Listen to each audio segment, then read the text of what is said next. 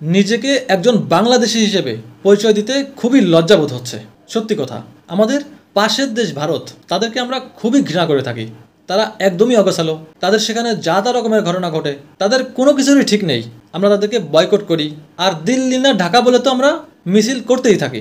কিন্তু দুঃখের বিষয় হলো, বর্তমানে বাংলাদেশে শুধু আজকেই যা ঘটনা ঘটছে, ওরকম 3টা ভারতেও তা হয়নি। আমি একটা করে বলি, আপনারা জানেন বর্তমানে এসএসসি পরীক্ষা চলতেছে।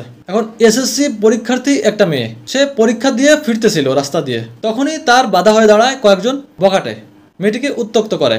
গত কয়েকদিন ধরেই করতেছিল। প্রিয় দর্শক, ঘটনাটি ঘটেছে রাজশাহীতে।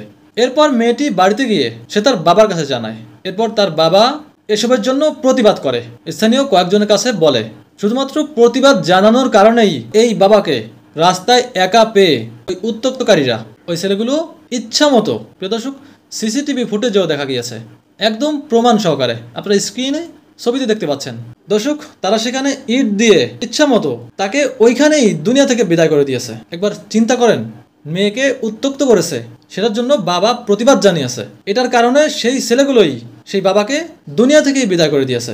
একবার চিন্তা করেন এই পরিবারটির এখন কোন অবস্থা। এরপর সিসিটিভি ফুটেজ দেখে দুজনকে আটক করা হয়েছে এবং ওই এলাকার সাধারণ মানুষ সবাই রাস্তায় নেমে গিয়েছে কঠিন বিচারের জন্য।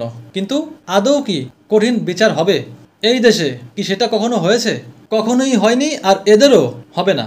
কারণ এই যে কিছুদিন আগেই আসিয়া, দর্শক আপনাদের অনেকেই হয়তো মনে আছে কতটা তোলপাড় হয়ে গিয়েছিল বাংলাদেশ আসিয়ার ঘটনায়। সেই অপরাধীদের গ্রেফতার করা হলো, কিন্তু কই কোনো ধরনের কোনো বিচার কি হয়েছে? যে বিচার, যে শাস্তি আমাদের সবারই চাওয়া, সবারই দাবি। কতটা নির্মম ছিল সেই ঘটনা।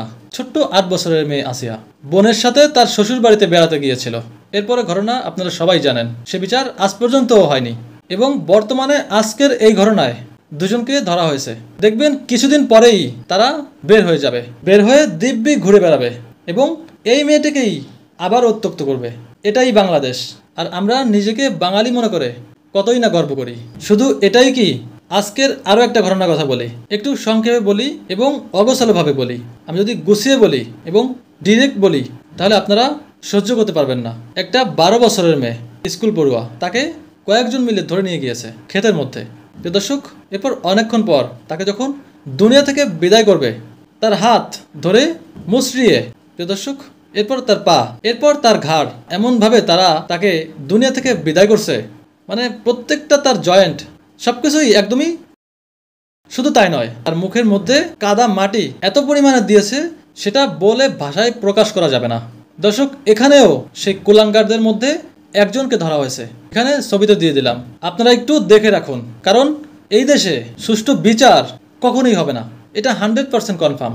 এই ঘটনাও যেখানে ঘটেছে সেখানেও সাধারণ মানুষ রাস্তায় নেমে গিয়েছে শুধুমাত্র বিচারের দাবিতে। কারণ সবাই জানে বিচার হয় না। এই গত কয়েক মাসে এরকম শত শত ঘটনা ঘটেছে, কয়েকটা মাত্র মিডিয়ায় প্রকাশ হয়েছে এবং অসংখ্য প্রকাশ হয়নি। তবে স্থানীয় প্রশাসন তো জেনেছে, অথচ কোনো বিচার, কোনো ব্যবস্থা এখন পর্যন্ত দেখা যায়নি। এজন্য সবাই জানে কোনো বিচার হয় না, যার জন্য রাস্তায় মানুষ নেমে গিয়েছে। অন্তত একটা বিচার করেন।